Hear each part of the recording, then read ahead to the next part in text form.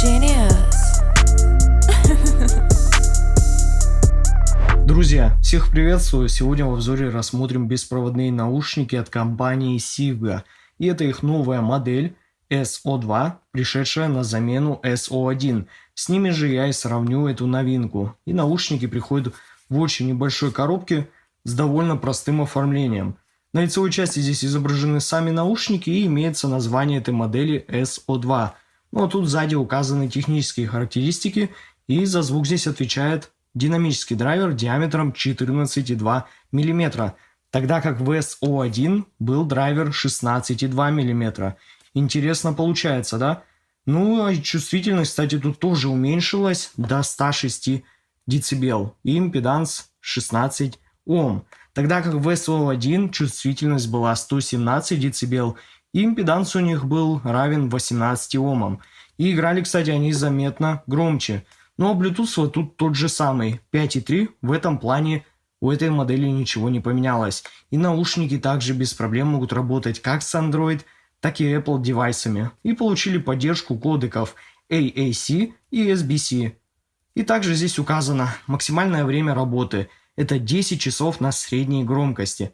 То есть час времени нам тут прибавили. Да и заряжаются они побыстрее, всего 1,5 часа. Теперь давайте лучше рассмотрим комплектацию более подробно.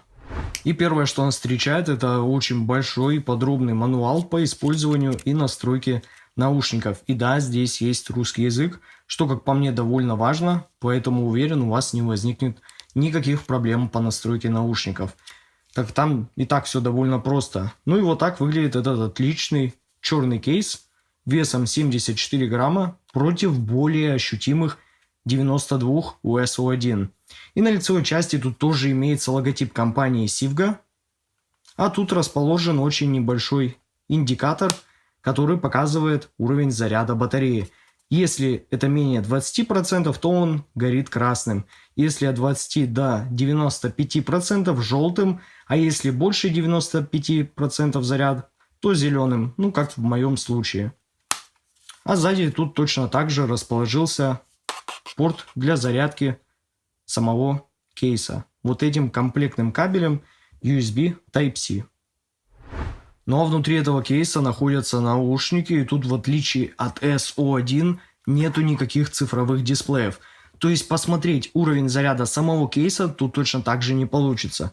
Здесь же я просто беру, открываю кейс и вижу сразу заряд 91%. А сами наушники, вот на мой взгляд, смотрятся вообще отлично, и вы можете выбрать белую версию, если она вам больше по душе. И, кстати, они мне нравятся даже больше, чем SO1. Они такие крупные и смотрятся как-то более элегантно за счет вот этой вставки с логотипом Sivga. И небольшого белого светодиода, который вот здесь мигает. И пластик тут более матовый, поэтому они вообще не собирают отпечатки, а на внутренней части корпуса здесь имеется маркировка правого и левого канала и сеточка, под которой уже находится тот самый драйвер диаметром 14,2 мм. И еще стоит сказать, что тут довольно много разных отверстий на корпусе, которые тоже несут немаловажную роль. А вот крючок, в отличие от SO1, тут не может поворачиваться, то есть он сразу зафиксирован в одном положении. Но несмотря на это, с посадкой тут все отлично.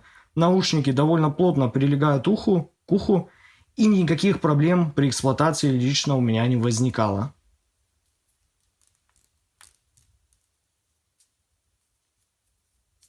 Ну а теперь, друзья, давайте лучше поговорим о звучании этих наушников. И поверьте мне, есть что вам рассказать. Честно говоря, я удивлен, так как в прошлом обзоре на SO1 единственная моя претензия была – это недостаток баса. То есть тут речь не идет о каком-то запредельном басхедстве, а просто хотя бы о слышимой глубине саббасовых нот и о большем ощущении ударности мидбаса. И после того обзора я об этом сразу сообщил производителю. И да, они смогли исправить это, наверное, насколько возможно, в силу форм-фактора и конструкции вот этих наушников. Конечно, это по-прежнему не тот бас, к которому я привык во внутриканальных наушниках, и его образ ощущается даже по-другому. И тут не идет никакой речи о супер басхедности.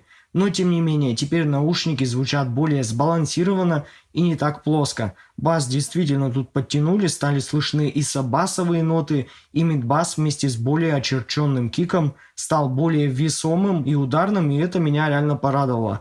Текстурность за счет того, что тут подтянули бас, также улучшилась. Хоть и, понятное дело, без каких-то рекордов, но, по крайней мере, никакой мутности и гулкости тут нет, и тон баса ощущается довольно теплым. Но то, что тут были исправлены средние частоты в сравнении с SO1, за это респект. Они теперь подаются как я люблю. Нейтрально, ровненько и аккуратно, без лишних акцентов на области верхней середины, без пронзительного вокала, и при этом вполне тут имеется и драйв, и не потерявшаяся эмоциональность у тех же гитар. Хоть и да, явной агрессии в более тяжелых жанрах кому-то может не хватить, но я наоборот одобряю такую спокойную и нерезкую подачу, где есть отличное ощущение теплого тона вокальной части и вполне достаточной прозрачности и воздуха. А вот на высоких частотах ситуация тут точно такая же. Очень нейтральный, спокойный, гладкий подход к настройке. С довольно детальными тарелками и подробными перкуссиями. Да и продолжительность их вполне себе хороша. Поэтому затухание тут не обрывается резко и звучат очень даже длительно. Да и мне понравилось, что тут нету никакого излишнего усиления этой области, как это бывает в ярких наушниках. Поэтому ни сибилянтов, ни резонансов, ничего вот в этих наушниках тут не встречается, даже в далеко не лучшем по записи аудиоматериале. А вот вывод по данной модели наушников у меня получился таков. Sivga SO2 получились отличными, очень удобными беспроводными наушниками с очень приятной и нейтральной настройкой. Ссылка на покупку наушников, как всегда, находится в описании и в закрепленном комментарии под видео. Подписывайтесь на мой канал, не забывайте ставить лайки. С вами, как всегда, был IC Genius. Спасибо всем за просмотр, всем удачи и пока.